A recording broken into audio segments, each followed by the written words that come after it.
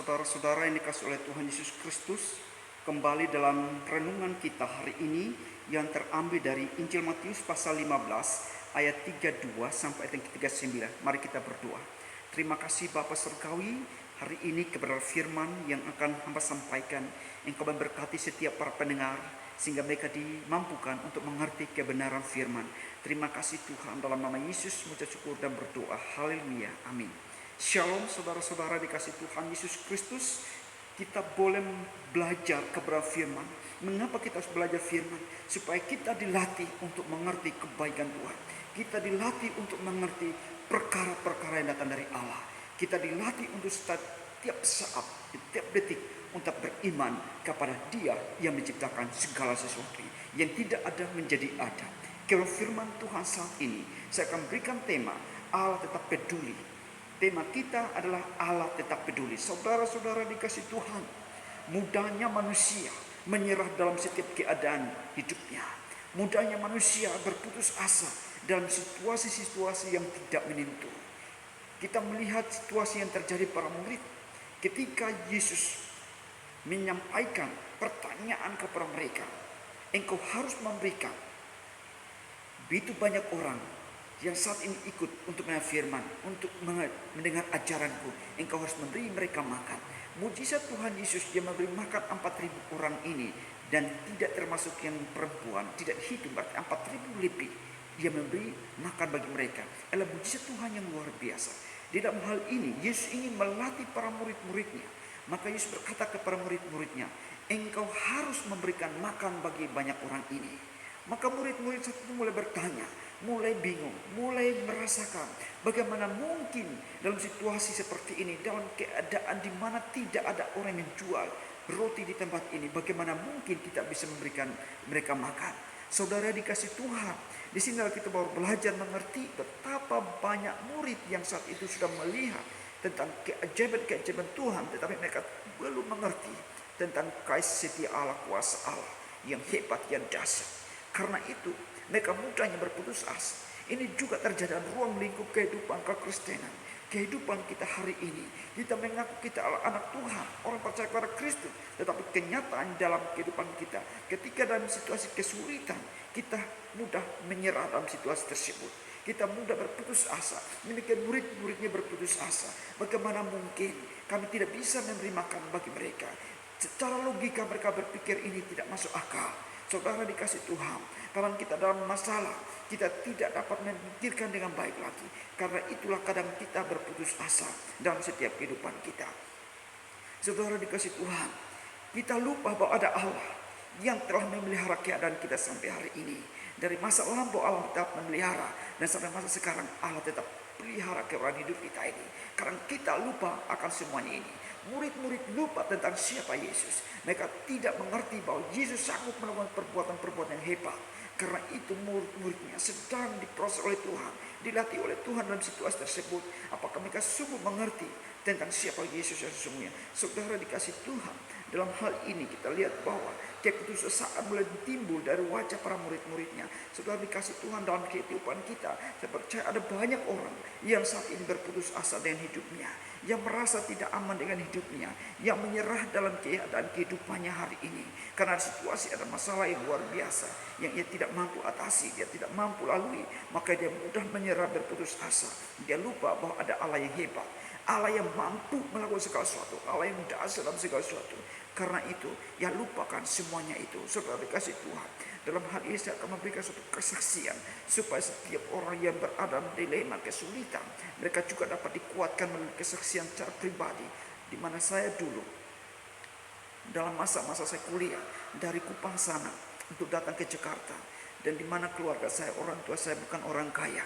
Saya anak miskin, orang miskin, anak petani dari kampung, harus datang ke kota besar di kota Jakarta untuk kuliah.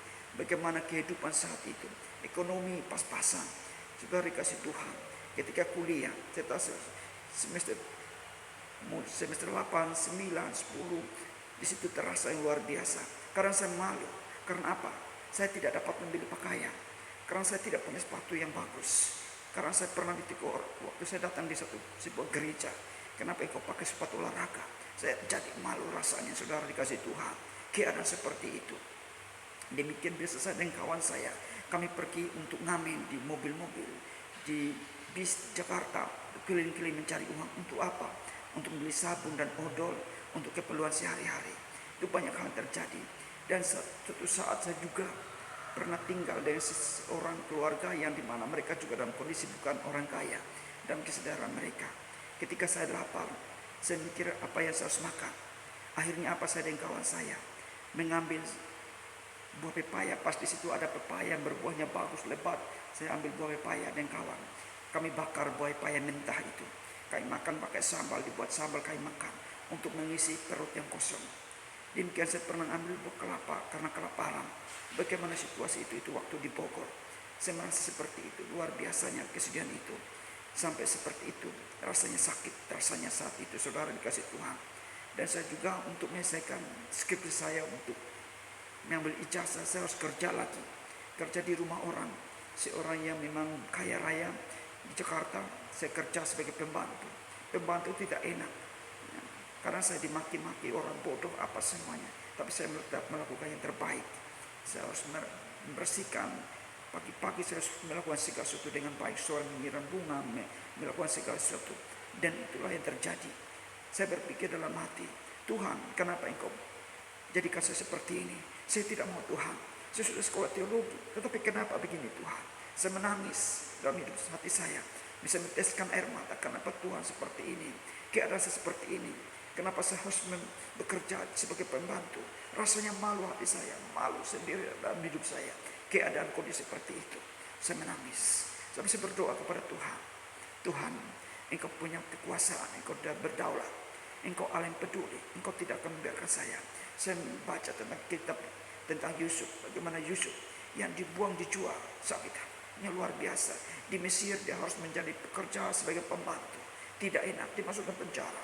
Saya melihat kondisi saya seperti itu, mengalami seperti apa yang dialami oleh Yusuf, sakit luar biasa saya rasakan. Tapi di situ saya belajar untuk percaya bahwa Tuhan Tunggal yang hebat, Tuhan yang hebat, Tuhan yang sanggup, yang dapat memelihara saya, yang dapat mampu melakukan yang terbaik. Karena itu saya berdoa kepada Tuhan supaya Tuhan maka saya.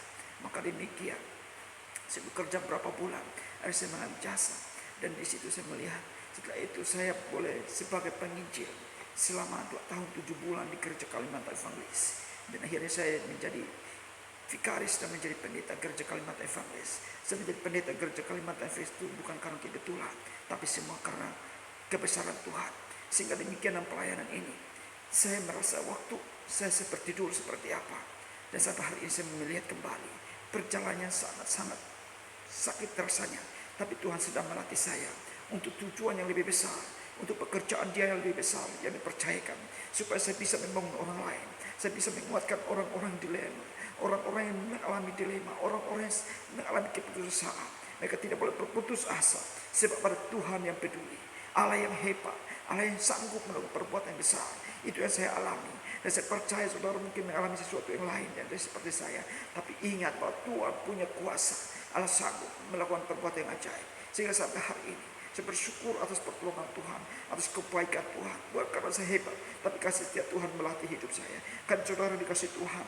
Disinilah kita melihat bagaimana murid-muridnya berputus asa. Mereka tidak tahu bahwa ada Yesus yang hebat, yang berkuasa.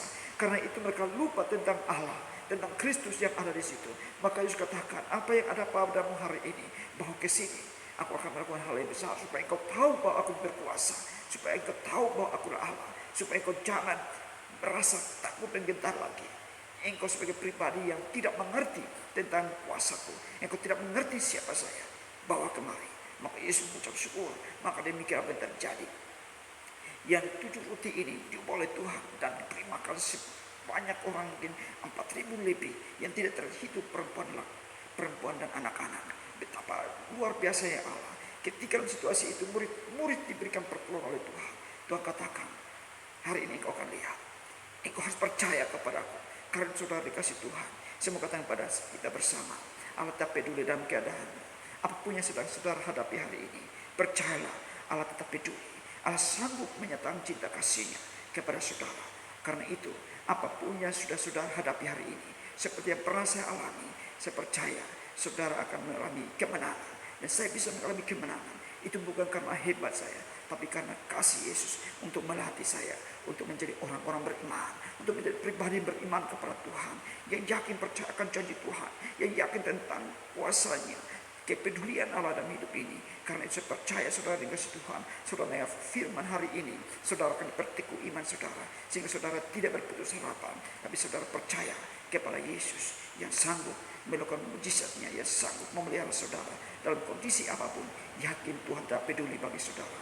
Kiranya sore ini engkau mendengar firman, atau pagi engkau mendengar firman, atau malam engkau mendengar firman renungan ini, saudara ambil saat teduh dan saudara pikirkan baik-baik betapa Allah peduli dalam hidupmu. Apa yang ada padamu, Allah menginginkan supaya engkau datang pada Tuhan, menyerahkan totalitas setiap apa yang ada padamu, supaya Allah mengubah semuanya menjadi lebih baik. Karena itu dari 7 roti ini Tuhan mengubahnya menjadi banyak, dan dimakan sisanya 7 bakul penuh. Itu kuasa Allah yang hebat. Kalau saya percaya Allah yang saya layani, Allah yang hebat. Allah yang saya layani bukan Allah sembarangan. Allah yang saya layani Allah yang tertib dan teratur, mengatur hidup saya, menolong hidup saya, sehingga saya boleh belajar untuk mengerti kasih karunia-Nya, sehingga saya dapat percaya bahwa Ia peduli. Dan karena itu saudara yang dikasih Tuhan, saudara juga akan mengalami kepedulian Allah, lewatan Tuhan dalam setiap kehidupan saudara. Kira firman yang saya sampaikan hari ini, saudara mendengar, saudara memikirkan, saudara merenungkan betapa Tuhan berkuasa di atas segalanya, sehingga saudara tidak mudahnya berputus harapan, berputus asa, melupakan pemberian Tuhan dalam kehidupan saudara. Tapi belajar untuk berkemenangan. Percayalah kepada Tuhan. Tuhan sanggup dan Tuhan mampu untuk membuat engkau menjadi pribadi yang hebat. Kiranya Tuhan memberkati firman-Nya saat ini. Amin. Kita berdoa. Terima kasih Tuhan atas kebenaran firman. Firman yang sampaikan setiap orang mendengarkan, setiap pribadi mendengarkan renungan hari ini. Mereka diberkati oleh Tuhan. Dalam kondisi sulit mereka percaya bahwa Allah peduli dalam segala sesuatu. Terima kasih Bapa, lawatan Tuhan menjamah setiap pribadi dari firman Tuhan, sehingga mereka bertumbuh berkembang dalam iman yang benar. Dalam nama Kristus Yesus berdoa dan mengucap syukur pada Tuhan. Haleluya. Amin.